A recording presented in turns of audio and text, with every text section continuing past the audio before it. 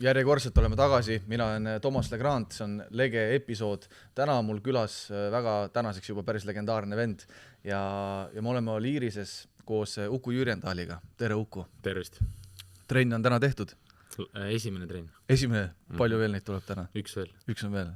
Siis on niisugune lahja periood praegu või?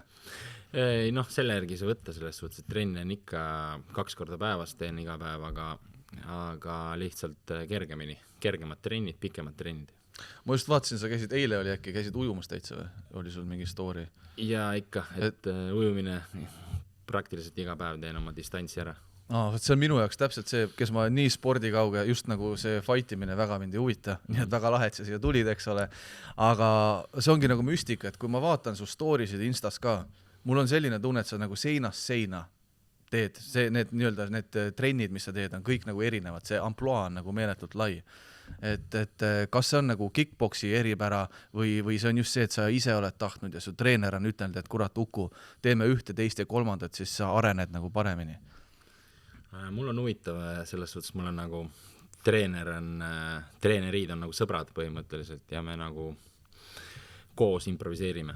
Et mul on ka antud vabad käed ja ma tegelikult tunnen enda keha kõige rohkem ja mul on väga korralik pagas juba, on nagu staas selle asja juures, et ma improviseerin, ütleme niimoodi. Mida rohkem, seda uhkem, erinevaid asju, erinevaid külgi, et lihtsalt saada tugevamaks üleüldiselt. Sa oled ju tänaseks 10+ aastat kuskil, reaalselt nagu 10 aastat olen nii-öelda profikarjääris olnud. See on 10-aastane periood ja ma kujutan ette, et päris üks trenn on selja taga ja see kogemuste pagas ja see pidev areng ongi nagu meeletu olnud. Et kas sa ise nagu ära ei väsi sellest, et täna sa oled vana 34? Ja.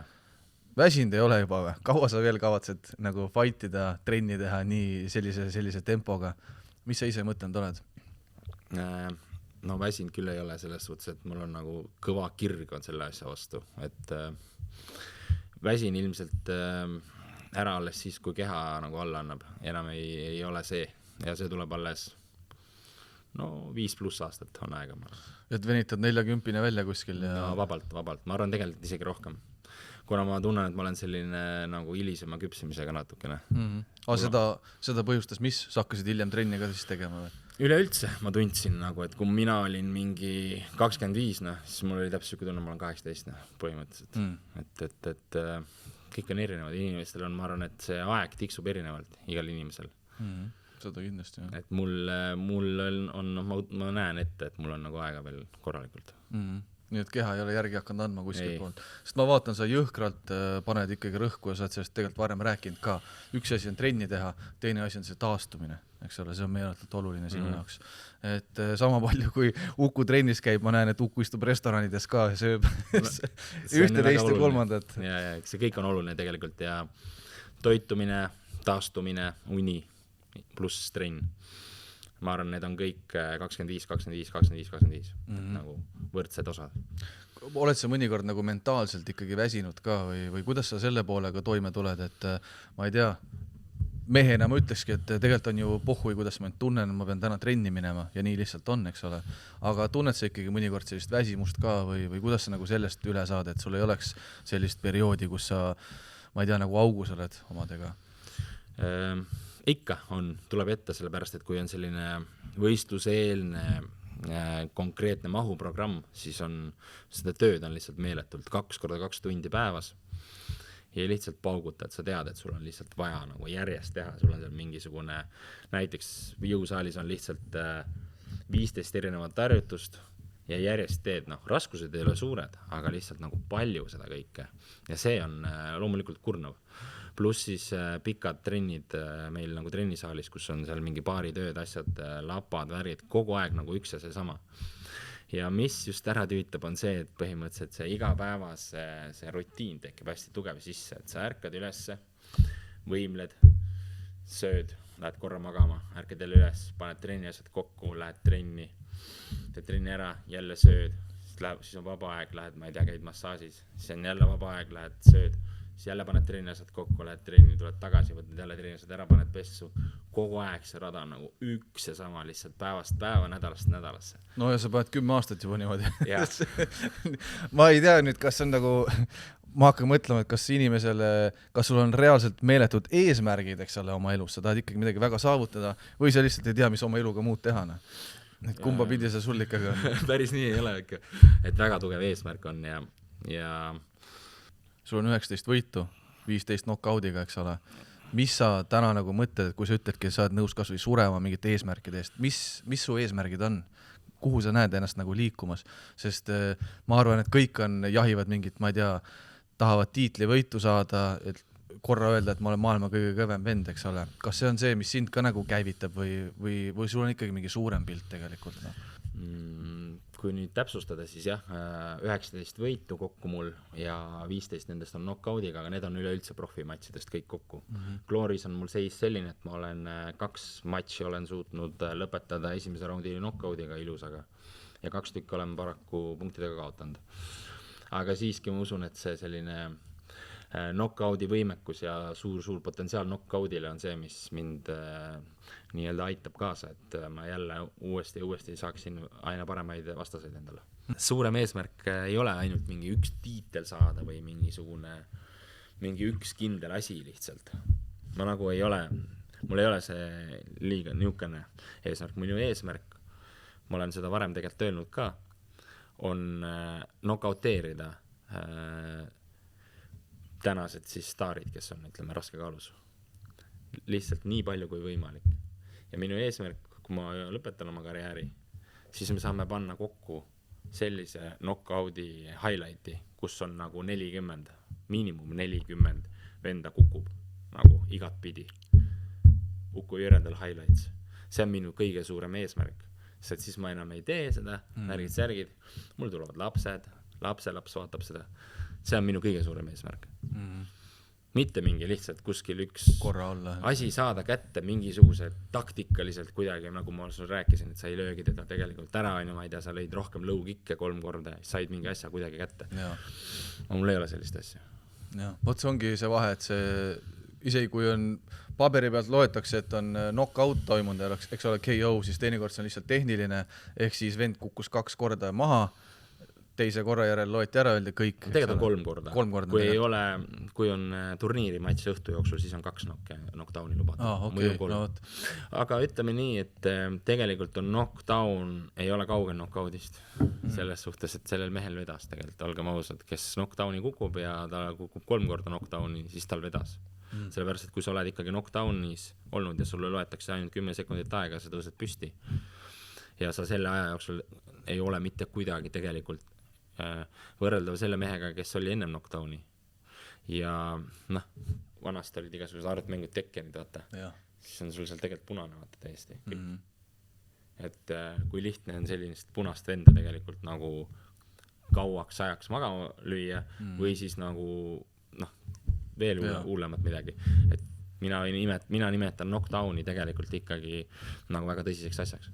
Aga ta ongi tõsine. See Tekkeni näide on ülihea kusjuures. Eriti, ma ei tea, esimene, teine round, ise oled rohelise peal ja vaatad, teine vend on juba punases, eks ole. Et siis eriti raske kaalus, see damage'i tekitamine, see damage ongi see, nagu, mis tegelikult tõmbab sind nii palju maha, et kui, see ongi nagu protsentuaalselt, vaata. 100 on alguses. Kütte ette nüüd, see vend on 100 ja see vend on 20. See oleks nagu, see on umbes sama väärne, nagu ma hakkaks praegu mingi väikse poisiga kaklema, põhimõtteliselt on. Ta on nagu otsas tegelikult. Seal on ainult vormistamise küsimus. Et seal hea õnne korral ainult tal võib midagi jopata. No ja sa oled neid oma jagu juba vormistanud ja ma usun täiesti, su see enesekindlus, see sihikindlus, tõenäoliselt üks päev meil ongi see video, kus neid on 40, eks ole, sest ma näen, et sa ise usud seda ja sa tead, et see nii läheb, eks ole. Mina ütlen pealtvaatajana, ma lähengi seda vaatama sinna, ma ootangi, et nokki lüüakse. Mina samamoodi, kui ma mingit teist matši vaatan ja kui ma vaatan, nad on väga tehnilised vennad, tavaliselt on nad väiksemas kaalus ja tulevad mingid puhtad löögid lihtsalt lõuga ja mehed nagu pea käib korra ära ja siis nad lihtsalt kaklevad edasi. Ja siis ma nagu ei saa, lõpuks on see, et see möll läheb kõik, see on väga taktikaline, see on väga tehniline, see on nagu mingi sõda. aga kokkuvõttes juhtub niimoodi, et raundid saavad läbi ja mõlemad mingi ootavad selle, et no kes siis võitis, vaata. Ma olen, ütlen ausalt, ma olen nagu tänavalt tulnud selle koha pealt, mul on tänavakaklusi päris palju olnud ja tänaval ei ole sellist asja olnud kunagi, et nagu keegi kolmas vend tuleks ja ütleks, kuule, sa olid minu arust Uku palju parem. võitis, kurat. Sa olid palju parem minu arust. Et seal on alati ainult see, et kas mina või sina. Ja. Vahet ei ole kuidas, aga sa nagu pead võitma. Ja võitmine tähendab minu jaoks seda, et teine vastane kas siis alistub, mida väga tihti ei juhtu tänaval, või siis lihtsalt läheb magama. Kaks varianti, aga see on minu mentaliteet. Vot see ongi see magama panek. Ma mäletan, ma käisin Tais kunagi naisega. Vot seal oli kõva show, mingi 12-13 aastased ja saad aru, su lihased ei ole nii välja arenenud, sa saad laksu, sa magad. Ja seal ma nägin seda show'd kogu raha eest, eks ole, et lihtsalt üks teise järel kutid pandi magama.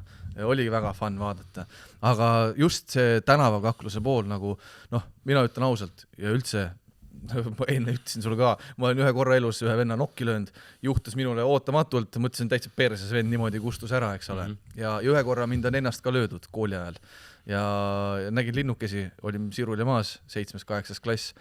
Aga see tunne, mis ma siis tundsin, saad aru, kui sa kellelegi ära vajutad ja sa näed ta selle ära vajub, see on siuke tunne, et türa, nüüd ma vajutan sul jalaga järgi ka veel. See on selline kuradi hea tunne. Kas see on see, miks sa seda jahid? Ära jumala eest soovita seda. Ei, ma ei soovita. Ei, ma ei soovita. Aga ma lihtsalt räägin sellest tundest. Praegu ma sellest räägin raisk, mul tuleb siuke tunne raisk sisse jälle. Aga kas sa ise tunned ka siukest reaalset powerit selles hetkes või räägi mulle, mis tunne see on? Kuna sa oled seda nii palju kordi teinud, sa peaks juba teadma, mis tunne see on. Viimane tänaval siuke ära vajutamine oli täpselt vastupidine tunne selles suhtes, et kui juba, ma ütlen ausalt, ma olin juba natukene teinud siis nagu trenni ja värki.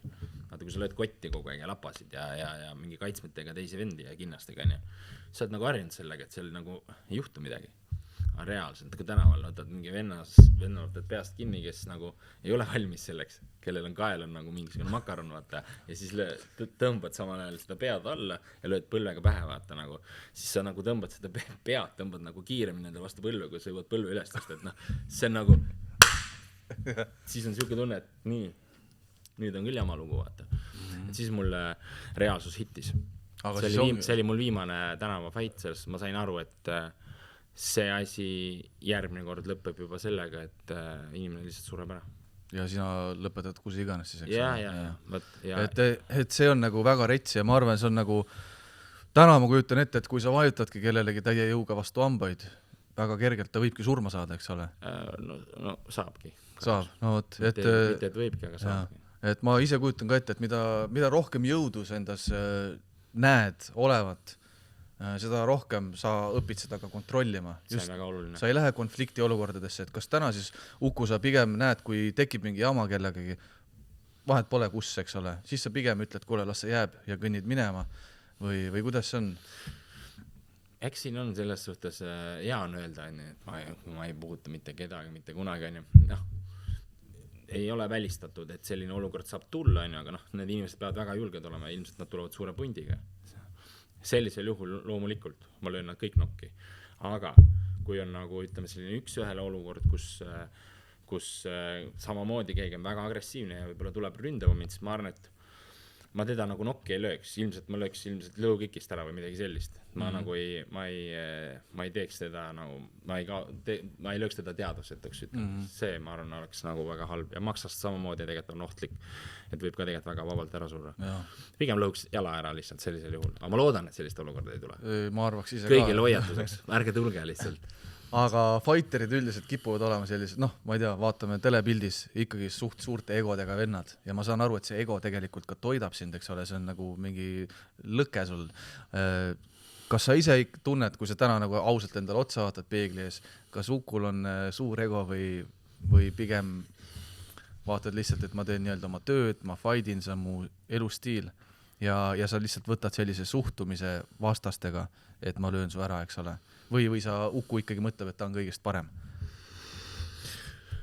Kas mõtlemine, et sa oled mingil alal kõigist parem, teeb sind nii-öelda egoistiks nagu. Pigem ma arvan, et see ei ole omavahel seotud. Mind nii-öelda toidabki pigem see tuli, kui ma tunnen, et ma olen teistest kiirem, ma olen teistest tugevam, ma olen võimsam. Kui ma mõtlen nii, kui ma tunnen nii, see ei tähenda seda, et ma egoist oleksin. selles suhtes, et see toimub mu peas ainult. See on midagi muud, see on otse kui manifesteerimine. See on manifesteerimine pigem, ma ütleksin hoopiski niimoodi.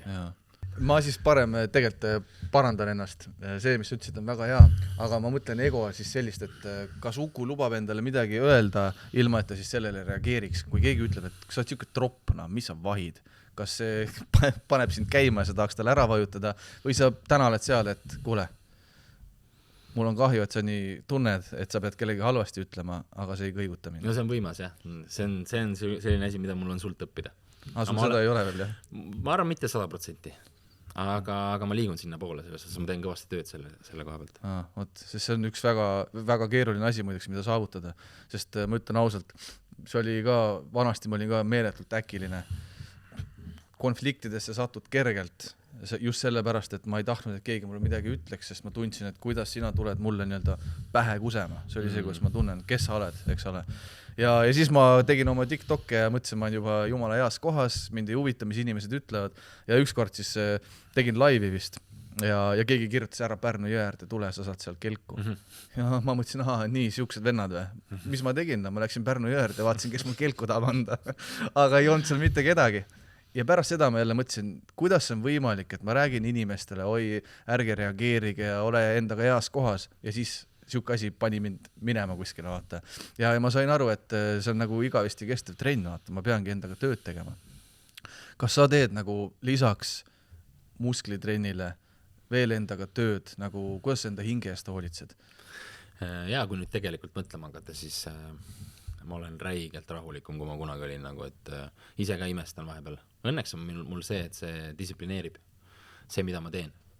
Et see on mind nii palju õpetanud ja loomulikult mu minevik on palju õpetanud, et andnud mulle selle nii-öelda rahulikkuse, et ma ei reageeri sihukestele asjadele. Ja tegelikult ma ei reageeri, kui ma nüüd päriselt mõtlen, ma ei reageeri, et mul nagu käib mingisugune debatt enda sees, nagu minna või mitte minna, aga mu nagu keha ei liigu. Et ma ikkagi võidan nagu selle debatti tegelikult. Just, et sa oled nagu oma elu peremees selle koha pealt, et sa ei lase mingitele emotsioonidele mul nagu silmes mustaks lähe, sihukest asja ei ole olemas, et see on pigem, ma arvan, see ongi väga, väga väikese ja nagu nii-öelda nõrga inimese tunnus, kui sul läheb see, kui sa näed punast või sul läheb silmest mustaks.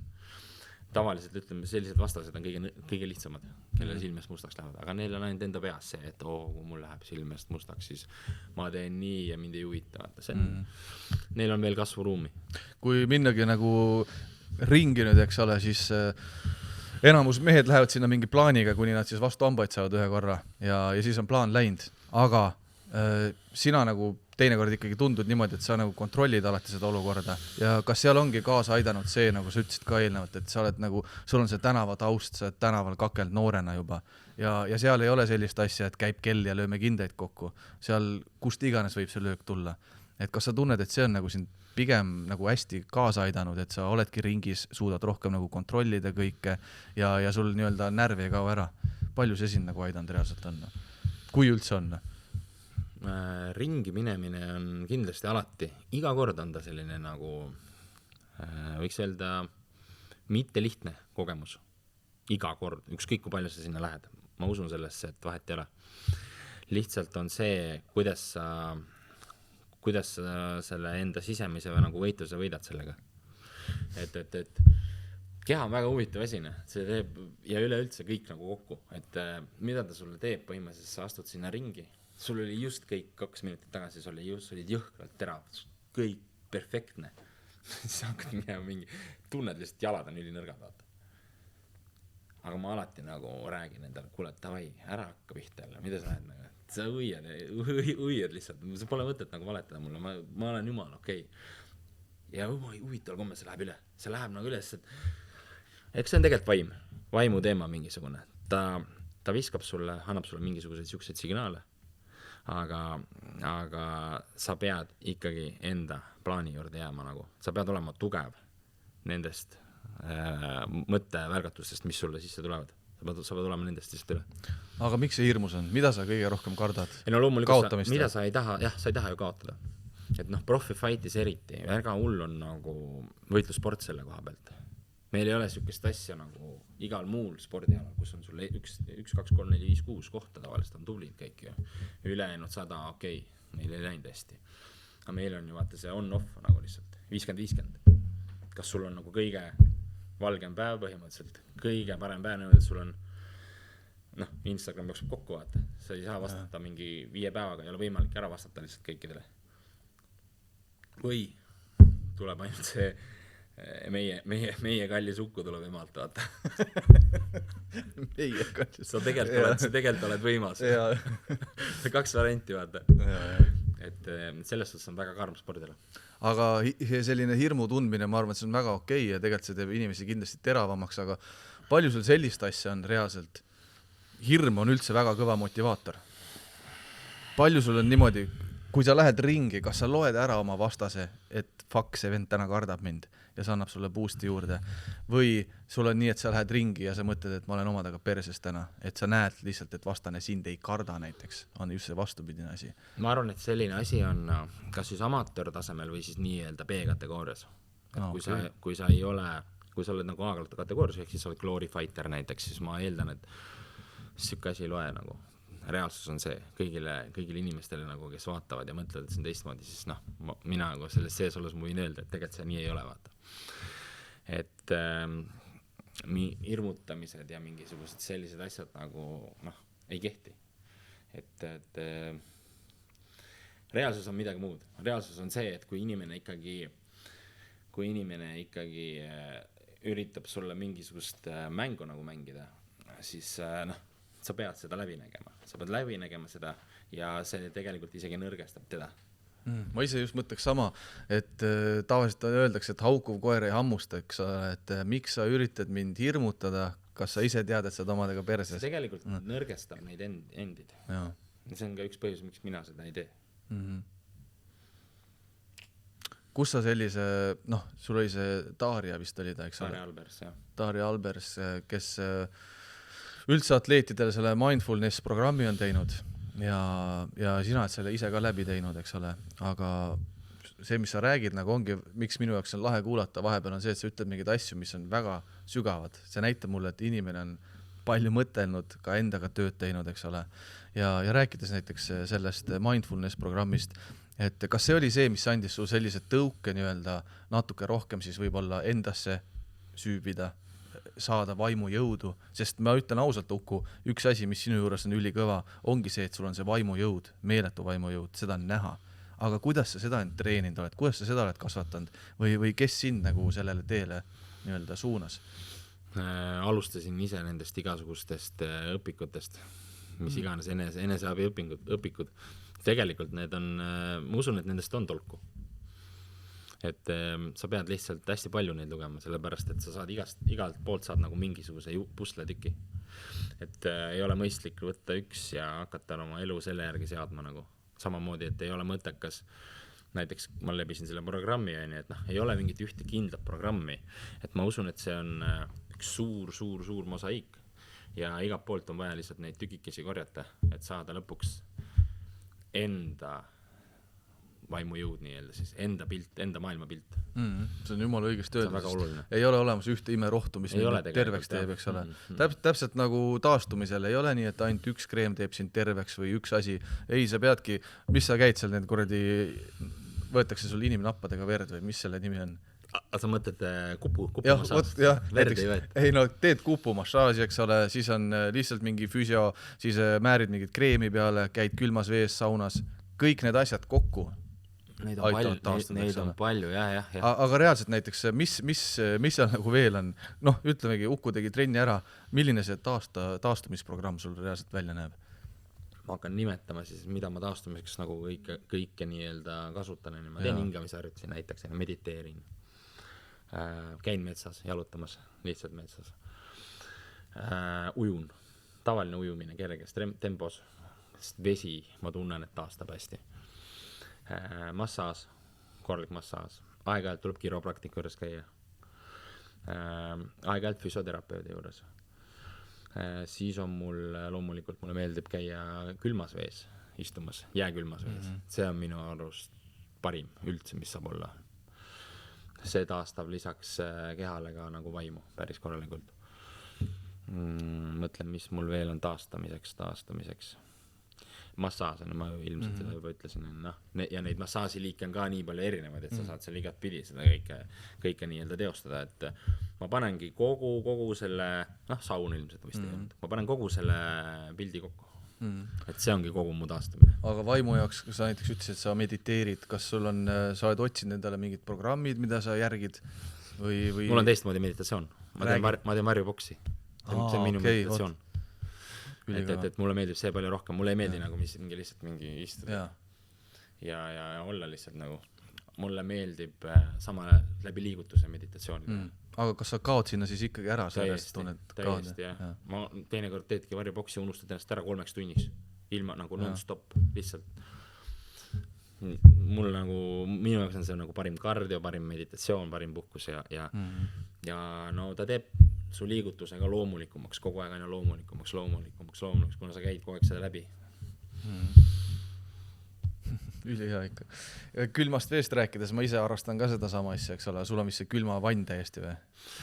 Hetkel kahjuks ei ole, mul ei ole hetkel rõdu, eks tuleb rõduga korter sebida. Aga külma vett sa võtad praegu siis nii, nagu kraanist tuleb sellist külma või ikkagi hetkel tavaline dušš, jah, külm dušš, aga noh, seal tuleb lihtsalt kaua olla, et mingisugusegi efekti saaks. Et see ongi huvitav, näiteks minul samamoodi, kui ma neid dušše hakkasin võtma, alguses oli jube raske ja lõpuks see muutub nii, nagu sa ei saa enam seda sama kaifi sealt, ütleme nii, reaalselt see on nagu kaifi tunne ikkagi, kui sa selle piinled ära, eks ole, ja siis sealt ära tuled, see on meeletu mõnus. Aga sa arvad, et lõpus nagu see läheb vähemaks siis või? Jaa, ma ise näiteks enda pealt tunnen niimoodi ja ma olengi ainult duši teinud. Okei, duš, jah, aga sa pead minema jäävanni.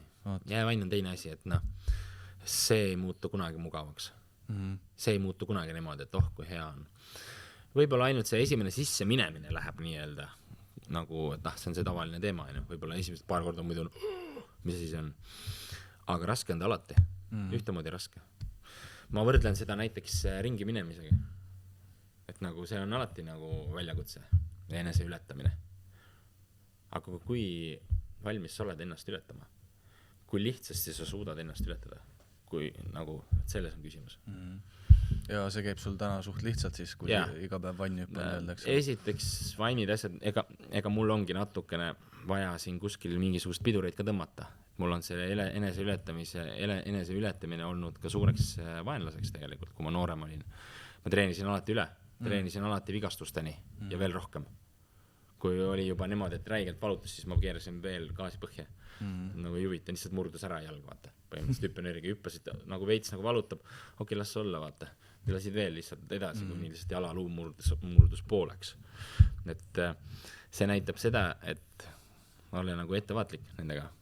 Väga paljudel on see, et neid on vaja kuskil kogu aeg pitsutada, takka anda nagu hoogu. Mul vastupidi, mul võiks keegi nagu aidata vahel pidurit. Aga ma just tahtsingi küsida, et kuna sa täna ikkagi profisportlane, eks ole, ma arvan, et sul tõenäoliselt ongi mingi meeskond ümber ikkagi inimesed, kes ütlevad Uku Kenegule, täna enam ei tee seda ja teist ja kolmandat või... Seda väga keegi ei ütle. Ei ütle, jah? Ei, me olemegi kõik minu meeskond. Oma vahel nagu leiame sellise kompromissi leidma, et nagu mis mulle sobib ka. Kas Eestist, just sellest rääkides, olles Eestis, on võimalik üldse jõuda spordimaailma tippu, nii nagu sina oled jõudnud, ka selle tugimeeskonnaga, nagu kes on, kui need on nagu eestlased, või ikkagi tuleb minna välismaale selleks, et jõuda tippu?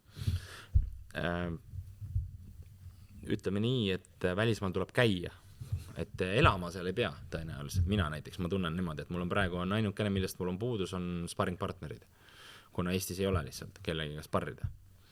Minu kaalus ei ole. Et ma ei taha siin väiksemaid mehi sullata, kes on 70-80 kilosed, aga lihtsalt meie sparringud erinevad selle koha pealt. Et meie sparringud on brutaalsemad ja alati läheb katki keegi, isegi kui ma teen enda suuruse mehega sparri. See alati seal tekivad vigastused, aga need vigastused on niivõrd palju erinevamad, kui ma teen 70 kilose mehega sparri. Ei pruugi olla, kuna nad on räigelt kiired. Ja kusjuures huvitav teema on see, et olles ringi käinud, on ka 70-80 kilosed vendasi, kes nagu tahavad muga isegi treidida lööke täiega, sest nad tunnevad oma kiiruse eelist. Nad tunnevad oma kiiruse eelist ja nad näevad, et ma ei ole nii ohtlik neile tegelikult. Kunagi sa olid ka lihtne töövend, tegid tööd päriselt ja üks hetk sa otsustasid, et ei, ma enam ei saa nii teha, ma pean päriselt nagu keskenduma spordile. oli midagi sellist su elus. Oli. Ja täna sa näed ju, sa oled usaldanud seda protsessi, sa oled usaldanud seda, milline su elu peab olema, su elutee nii-öelda on välja kujunenud, eks ole, ja ma usun, et täielikult tehes seda asja, miks sa oled siia maa peale tulnud, eks ole, vähemalt mingil perioodil sind hoitakse, sind õnnistatakse. Täna sa ei pea ju tööd tegema. Usk peab olema kõva, eks ole. Sest sul on sponsorid taga, sa käid välismaal, sa oled ikkagi profisportlane, kõva, top 9 praegu, eks ole. Pole veel Eestis keegi kunagi nii kõva olnud. Eesti sportlastest üldse vahet pole, kas sa oled suusataja, kergejõustiklane, mis iganes. Ukul on 92 000 followeri, mis näitab seda, et ma arvan, et ühelgi Eesti sportlasel pole nii palju followerigi olnud. Paar tükki ikka on. Paar on või? Aga miks sa selle ära rikkusid praegu? Ei, aitäh aususe eest, aga sellegi poolest, et see on nagu ülikõva, see räägib ise enda eest juba, et sa teed õiget asja, sa teed seda, mis sa peadki oma elus tegema. Aga üks päev see saab läbi ja nagu sa ütlesid, tuleb pere ja tulevad lapsed ja sulle jääb see video knockoutidest, eks ole. Aga rääkides korra perest ja lastest, see on nii huvitav minu jaoks. Su isa on helilooja, su vend mängib tšellot, ja siis Uku taob nägusid sisse. Et kuidas siuke asi üldse juhtus, et sa oled kunstnike perest? Õed on veel kunstnikud. Õed on kunstnikud. No vaat ühesõnaga, sa oled loomeinimeste perest. Ja siis Uku mõtles, et kurat, ma loon teile midagi või? Et kuidas see üldse niimoodi kujunes? Oled sa ise mõtelnud selle peale? Milline su lapsepõlv oli? Miks ma niimoodi pigem, mul nagu selline mõte nagu on, et nagu keegi peab ju olema see nagu must lammas? No must lammas, no, või noh, see, kes nii-öelda, kes on kuulikindel. Kes saab nagu kaitsta kõiki. Ma usun, et nagu see on väga oluline. Ma arvan, et see on see üks tunne, mis on nagu ajendanud. Aga kust üldse selline nii-öelda nagu sportlase mentaliteet tuli, tegelikult kui ma läksin täitsa esimesse klassi, ma hakkasin kohe kergejõustikuga pihta 7-aastaselt. Ja siis mul oli juba selle mingi, ma ei tea, 3. või 4. klassis mul oli juba põhimõtteliselt treenerid ja massöörid, asjad ja ma olin lihtsalt kõigist nii palju parem nagu kergejõustikus. Noorte poiste seas ma tundsin nagu eriti võllina ennast. Ma nagu lihtsalt olin niivõrd palju parem kõigist. Ja see andis hästi palju enesekindlust ja ma usun, et see tunne, et ma nii palju parem saan olla teistest, andis mulle koguks eluks selle nagu südamepõhja selle uskumise nagu, et ma olen tegelikult kõige võimsam. Nagu me enne rääkisime sellest egoismist ja asjast, mina ei nimeta seda egoismis. See on lihtsalt see teadmine sul. Aga see tõukab mind täiega edasi. Ja siis ma lõpetasin selle kergejõustiku karjääri nagu ära. Tuli see puberteedi aeg, 15-16, kus on vaja ju jooki panna ja igast möllu vaata täiega teha. Siis ma ka loomulikult libastusin sellesse samasse aega. Aga siis ma tulin vaikselt jälle tagasi. Mõtlesin, et kas nüüd või mitte kunagi. Ma pean kasutama seda annet, mis mulle on antud. Ja nii ma siis olengi siin. Täna sa tunned, see nüüd või mitte kunagi ongi nagu väga hea. Ma arvan, et väga paljud inimesed, kes elus on kas või enda mõistes suuri asju hakanud tegema, ongi võtnud selle sammu hüpanud tundmatusse, et fuck, saagu mis saab. Samamoodi näiteks see, ma ei tea, lõpetad tööl käimise ja hakkad keskendud spordile, see on samamoodi täiesti usu pealt tegelikult. Aga see usk peab olema, et väga on ka sellised mehi, kellel tegelikult ei ole lõpuni usku. Aga nad hüppavad seda, et keegi teine ütles nendele niimoodi. Või et luges kuskilt. Aga see ei ole see. See on ohtlik. See on väga ohtlik. Vaata kõigepealt enda sisse. Kui sul see on olemas, siis sa võid kõike teha. See ei pea ühtegi inimest kuulama. Aga kui sul tegelikult seda ei ole, ja sa võtad selle kuskilt mujalt või keegi ütles või soovitas või arvas või mõtles ja siis sa hakkadki mõtlema, võib-olla tõesti, jah. Ma olen talent, ma lähen siis. Ja siis ongi, jõuadki sinna. Kui palju tagasilöögid, ma ei tea, oletame sul tekib vigastus või oled kaotanud näiteks matši, palju need sinu usku kõigutavad? Naljakas, et ei kõiguta tegelikult. Aga siis on päris usk, on jah? See on päris usk, jah. See on lihtsalt väike kivi ja kaigas kodarates. Usku kõigutaks ainult see, kui tuleb lõpuks vanus peale.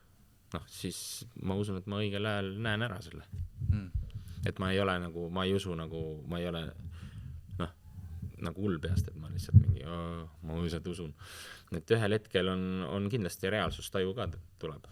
kus sa saadki aru, et su keha on juba vana, ja sa oledki nagu teistest, siis on see aeg, kus tuleb kindlad varna riputada. Aga täna ma olen alles poisike. Jõudu on ja väga tugevalt, just vaimujõudu ja no füüsis on ka loomulikult väga tugev. Super. Kas, hea triki küsimus. Anna vett, please. Kas sa oled täna kõvem kutt kui Kevin, kui vaadata lihtsalt seda maailma mastaabis, nii-öelda neid võistlusi, turniire ja vastaseid? Jälle suke kroonika küsimus. No ühe kroonika küsimuse või küsida kõrvad. Aga Kevinile hästi suur respekt, et tema on meie riigis Eestis on põhimõtteliselt eestvedajad. Ja ta on omal ajal, tema oma prime'is nii-öelda on megategusid teinud, megafighte. Ja ma ei hakka ennast niimoodi kellega võrdlema, ma ei hakka nagu ennast teda ette pole panema. Aga ma ainult ütlen, et suur respekt talle ja ta on nagu teinud väga suuri tegusi ja kindlasti on sellel olnud mõju sellele, kes ma täna olen. Super, väga ilus vastus, ausalt. Aga Uku, mul ei ole su käest rohkem midagi praegu küsida, varsti lähed trenni jälle tõenäoliselt. Ja aitäh, et sa tulid siia Oliirisesse, veetsid selle aja siin minuga. Mina, kes ma olen spordikauge inimene selle koha pealt, et fightid mind väga ei huvita. Kunagi, kui ma juhtusin su mingid storiesid asju nägema, podcasti, kus sa käisid, siis sellest ajast peale olen ma väga sind jälgin ka edaspidi, soovin sulle siiralt edu. Sa oled jumala kõva kutt, ausalt. Suur aitäh kutsumast.